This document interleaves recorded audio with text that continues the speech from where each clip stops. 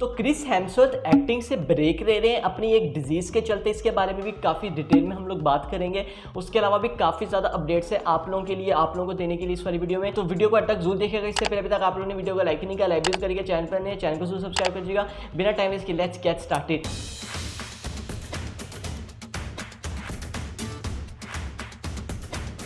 तो यहाँ पर हम लोग वकांडा फॉरएवर के बॉक्स ऑफिस से स्टार्ट कर लेते हैं। तो करंटली जब मैं इस टाइम वीडियो बना रहा हूँ तो इस वाली मूवी ने $552 मिलियन का बिजनेस कर दिया है वर्ल्ड वाइड। और अगर मैं यहाँ पे सिर्फ यूएसए के अंदर रह के बात करूँ तो इस वाली मूवी ने $294 मिलियन का बिजनेस कर दिया। तो यस, यहाँ पर $552 मिलियन के साथ ये वाली मूवी काफ़ी ज़्यादा अच्छा बिजनेस कर रही है।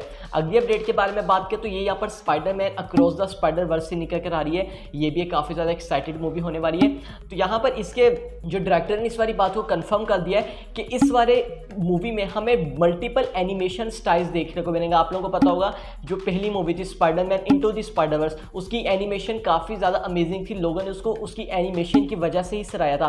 तो यहाँ पर इस वाली बात को कंफर्म किया। यहाँ पर इन्होंने बोला कि इस वाली मूवी में हमें डिफरेंट एनिमेशंस देखने को मिलेंगे। यहाँ पर जो पहली मूवी थी उसमें सिर्फ एक ही एनिमेशन था और वो पूरी मूवी सिर्फ एक ही एनिमेशन के अराउंड घूम रही थी, जो कि काफ़ी ज़्यादा अच्छी चीज़ थी। मगर इस वाली मूवी में हमें डिफरेंट मल्टीवर्स, आप लोगों को पता होगा स्पाइडर वर्स, मल्टीवर्स दिखाने हैं। तो जो डिफरेंट वर्स में जाएंगे, डिफरेंट दुनिया में जाएंगे, तो हमें वहाँ डिफरेंट यूनिवर्स के डिफरेंट एनिमेशन स्टाइल देखने को मिलेगा। तो इन्होंने यहाँ पर ये बोला ऐसी एनिमेशन स्टाइल बनाना चाहते हैं कि फैंस देखें और यहाँ पर फैंस कहेंगे ओह वाओ, ऐसी एनिमेशन हम लोग यहाँ पर बनाना चाहते हैं। तो यहाँ पर ये इनका कहना था। तो यस, आप लोग एक्सपेक्ट कर सकते हैं कि इस वाली मूवी में आप लोगों को डिफरेंट एनिमेशन स्टाइल्स देखने को मिलेंगे। अगली अपडेट के बारे में बात करें तो ये थोड़ी सी फनी अपडेट है, मैंने कहा आप लोगों को बता दूं। तो यहाँ पर रिसेंटली एक GQ men's of the year show होता है, अवार्ड होता है, वहाँ पे चार्ली कॉक्स ने यहाँ पर एंड्रू गारफील्ड को ये कह दिया that he is the third greatest Spiderman of all time. आप लोगों को अगर नहीं पता तो चार्ली कॉक्स और एंड्रू गारफील्ड काफ़ी ज़्यादा अच्छे BFF है रियल लाइफ में। तो यस, ये यहाँ पर इन्होंने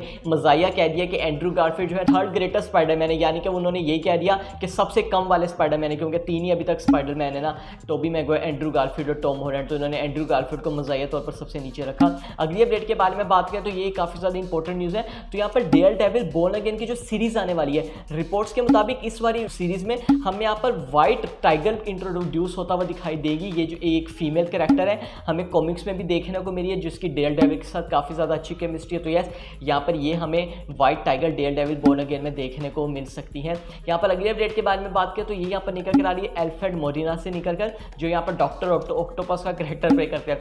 तो यहाँ पर इन्होंने उस इंसिडेंट के बारे में बात की। आप लोगों को याद होगा कि स्पाइडरमैन नो वे होम से पहले काफ़ी ज़्यादा इस बात के रूमर्स छिड़ गए थे कि तीनों स्पाइडरमैन रिटर्न कर रहे हैं, डॉक्टर ऑक्टोपस रिटर्न कर रहे हैं। तो एक इंटरव्यू में जब इनसे पूछा गया था तो इनसे एक सवाल पूछा गया था कि यहाँ पर स्पाइडरमैन के बारे में क्या बताना चाहते हैं, वो कैसी जा रही है। तो इन्होंने यहाँ पर कह दिया था ओ ग्रेट, यानी कि इन्होंने वहीं से कह दिया था कि मैं स्पाइडरमैन मूवी में एक तरह से हिंट दे दिया था, स्पॉइल कर दिया था। तो यहाँ पर इन्होंने उस इंसिडेंट के बारे में बोला जब वो हुआ था। उसके बाद यहाँ पर मुझे कॉल आती है एमी पैस्कर की, जो कि यहाँ पर स्पाइडरमैन नो वे होम की प्रोड्यूसर है। यहाँ पर केविन फाइगी का इन्होंने बताया कि वो यहाँ पर काफ़ी ज़्यादा स्निपी हो चुके थे, यानी कि काफ़ी ज़्यादा थोड़े गुस्से में हो चुके थे। वो ये कहते हैं अल्फ्रेड मोलिना से ये सब पूछो उन्होंने ये वाली चीज़ क्यों बोली है। तो यस, यहाँ पर इन्होंने काफ़ी ज़्यादा इंसिडेंट शेयर किया कि उनको जो है काफ़ी ज़्यादा ट्रबल में आ गया था इस वाली चीज़ को स्पॉइल करके। यहाँ पर अगली अपडेट के बारे में बात करें तो यहाँ पर ये डेडपूल 3 से निकल कर आ रही है।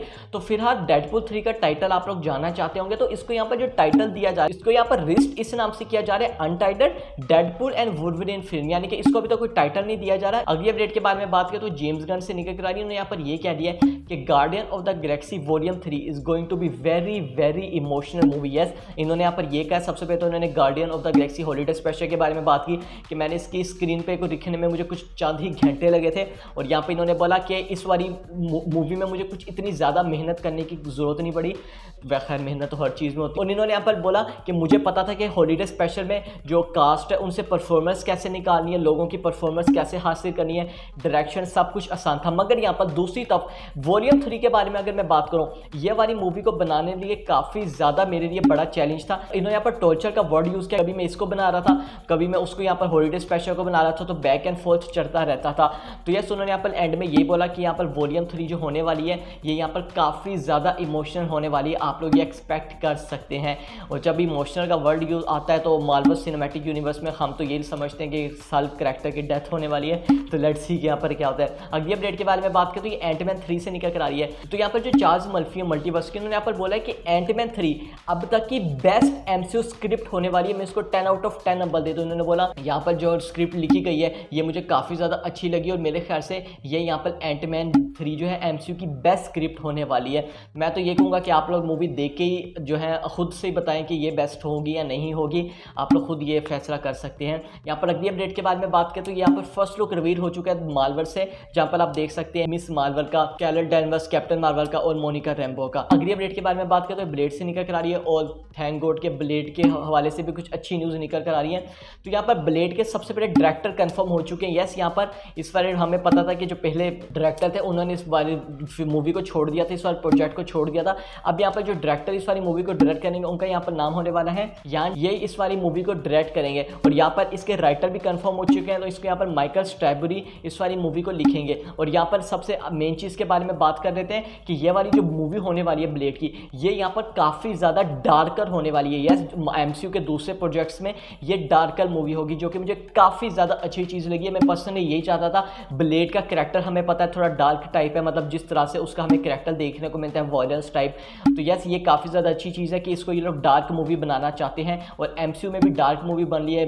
It's going to be excited. आपको इस बारे में क्या ख्याल है मुझे कमेंट में जरूर बताइएगा। अब यहाँ पर बात कर लेते हैं लास्ट के 2 बिगेस्ट अपडेट की। सबसे पहले अपडेट यहाँ पर निकल कर आ रही है लेटिशा वलाइट से, जो कि यहाँ पर शूरी का कैरेक्टर प्ले करती है। तो यहाँ पर ये थोड़ी सी बड़ी स्टोरी मैं आप लोगों को बताता हूँ। तो यहाँ पर हॉलीवुड रिपोर्टर, जो कि यहाँ पर एक मीडिया है, इसकी वेबसाइट्स भी हैं, तो इन्होंने यहाँ पर एक आर्टिकल लिखा था। मैंने वाला आर्टिकल पूरा पढ़ा, आप लोग स्क्रीन में भी देख सकते हैं। तो इन्होंने इस आर्टिकल में क्या लिखा है, इन्होंने इस आर्टिकल में ये लिखा है कि बेसिकली इन्होंने ऑस्कर के बारे में बात की कि कैसे लेटिशा वलाइट का जो इंसिडेंट हुआ था, आप लोगों को पता होगा कि इनका 1-1.5 साल पहले एक इंसिडेंट हुआ था जब वकांडा फॉरएवर की शूटिंग हो रही थी। इन्होंने यहाँ पर जो वैक्सीन है यानी कि कोविड वैक्सीन, उसके एंटी खिलाफ बात की थी कि हमें ये वाली वैक्सीन नहीं लेनी चाहिए, बला बला बला, आप लोग समझ गए होंगे।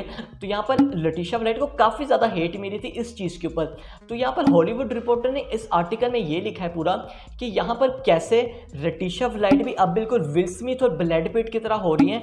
लाइक हमें पता है विल स्मिथ के साथ भी थोड़ी कंट्रोवर्सी थी एंजेलिना जोली की। इन्होंने यहाँ पर विल स्मिथ के बारे में भी बात की कि कैसे विल स्मिथ का जो इंसिडेंट हुआ था क्रिस रॉक का, उसके बाद कैसे उनको ऑस्कर मिला। तो बेसिकली उन्होंने लेटिशा वलाइट के बारे में ये लिखा है कि कैसे इनका जो इंसिडेंट था एंटी वैक्सीन वाला, उसकी वजह से इनको यहाँ पर जो इन्होंने हरकत की थी उसकी वजह से इनको यहाँ पर ऑस्कर नहीं मिल सकता, ट्रबल में आ सकती है। तो यहाँ पर लेटिशा वलाइट ने काफ़ी ज़्यादा जो कहते हैं ना अच्छा बाउंसर मारा है हॉलीवुड रिपोर्टर में। उन्होंने यहाँ पर ये बोला है लेटिशा वलाइट का, अगर मैं आप लोगों को स्टेटमेंट जो है वो अपने वर्डिंग में बताता हूँ, तो यहाँ पर इन्होंने ये लिखा है कि मैंने अपना इंस्टाग्राम मुझे ब्लॉक करना पड़ा इस वाली चीज़ को रिपोर्ट करते हैं। इन्होंने बोला कि जब वो वाला इंसिडेंट हुआ था मैं साइलेंटली, मैंने कुछ भी नहीं बोला। यहाँ पर पूरी दुनिया यही चाहती थी कि मैं अपने आप को मार दूँ जो वो वाला पूरा इंसिडेंट हुआ था, मगर उसके बाद उन्होंने बोला कि मैं अपने करियर पर फोकस किया, जो मुझे चीज़ थी मैं उस पर ही यहाँ पर फोकस करती गई। तो उन्होंने यहाँ पर जर्नलिस्ट को बोला है कि जर्नलिज्म होता है, जर्नलिस्ट होते हैं, म्यूचुअल ट्रस्ट होना चाहिए, एक दूसरे पर भरोसा करना चाहिए। तो इन्होंने बोला ये किस नाम के तुम जर्नलिस्ट हो, ये तुम किस चीज़ की किस चीज़ों के बारे में तुम यहाँ पर जो है बातें कर रहे हो। तो यहाँ पर लेटिशा वलाइट ने एक और मेन चीज़ की कि मैंने कुछ भी नहीं किया था, यहाँ पर सिर्फ मैंने हॉलीवुड रिपोर्टर को एक इंटरव्यू देने से मना कर दिया था। तो इसकी वजह से इन लोगों ने मेरे खिलाफ ये एक बहुत बड़ा प्रोपेगेंडा किया है, मेरे खिलाफ ये वाला आर्टिकल लिखा है, ये यहाँ पर लेटिशा वलाइट ने कहा है। और यहाँ पर लेटिशा वलाइट ने मजीद ये बोला, इन्होंने ये भी मेरे खिलाफ लिखा है कि मैंने जो है अपने कास्ट एंड क्रू को भी एंटी वैक्सीन के बारे में बोला था कि आप लोगों को नहीं लगानी चाहिए, ये भी बिल्कुल गलत है, ऐसा कुछ भी नहीं हुआ था। और जो तुम लोग मेरे खिलाफ प्रोपेगेंडा करने की कोशिश करें उसको तुम यहीं पर ही रोक दो, ये बिल्कुल भी अच्छी चीज़ नहीं है। अब यहाँ पर मैं बिल्कुल भी चुप नहीं रहूँगी। और इसके जवाब पर हॉलीवुड रिपोर्टर का जो एडिटर था जिन्होंने वाली चीज़ पब्लिश की, उन्होंने भी जवाब दिया कि नहीं, ये लेटिशा वलाइट जो इस वाली चीज़ को बिल्कुल गलत समझ गई। हमने जो लिखा था ये आप लोग इसको किसी और सेंस में लगे, हमने तो ये सिर्फ इन्फॉर्मेशन के लिए ही लिखा था। तो ये यहाँ पर पूरा इंसिडेंट हुआ था। तो आप लोगों का इस बारे में क्या ख्याल है मुझे ज़रूर बताइएगा। मैं अगर इसमें अपना पर्सनल ओपिनियन दूँ तो मैंने आर्टिकल पढ़ा है, मगर मैंने आर्टिकल पढ़ा है और एक तरह से कहीं ना कहीं मैं ये लेटिशा वलाइट को कहूँगा, ऑफकोर्स उनके साथ ये इंसिडेंट हुआ तो उनको ये फील हो रहा होगा कि इन्होंने मुझे हिट बैक करने की कोशिश की है।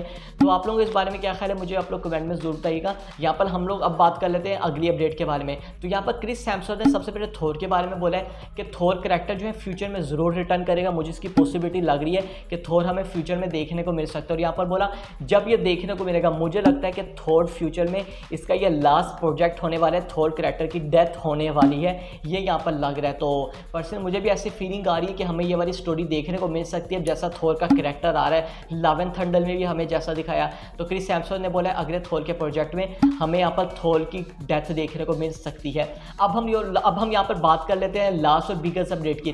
तो यहाँ पर क्रिस हेम्सवर्थ एक्टिंग से ले रहे हैं ब्रेक, और वो क्यों ले रहे हैं, क्योंकि यहाँ पर उन्होंने रिसेंटली डिस्कवर किया उनको यहाँ पर एक डिजीज़ है अल्जाइमर। अब यहाँ पर एक डिजीज़ होती है जो है ना ब्रेन की डिजीज़ होती है, जिससे जो मेमोरी लॉस होना स्टार्ट हो जाती है। मतलब आप ये समझें कि हमारी याददाश्त कम होना स्टार्ट हो जाती है, हमें चीज़ें याद नहीं रहती, हमें कुछ चीज़ें याद करने में भी मुश्किल रहती हैं। और आप लोगों को पता है जब ब्रेन की जो कोई भी डिजीज़ होती है वो कितनी ज़्यादा इंपॉर्टेंट होती है। तो यहाँ पर क्रिस हेम्सवर्थ ने ये बोला कि अल्जाइमर डिजीज़ है, मुझे ये मेरे मदर और फादर से किसी हद तक आई है, उनको भी किसी परसेंटेज में थी, और यहाँ पर मुझे अब उन दोनों की यहाँ पर हुई है।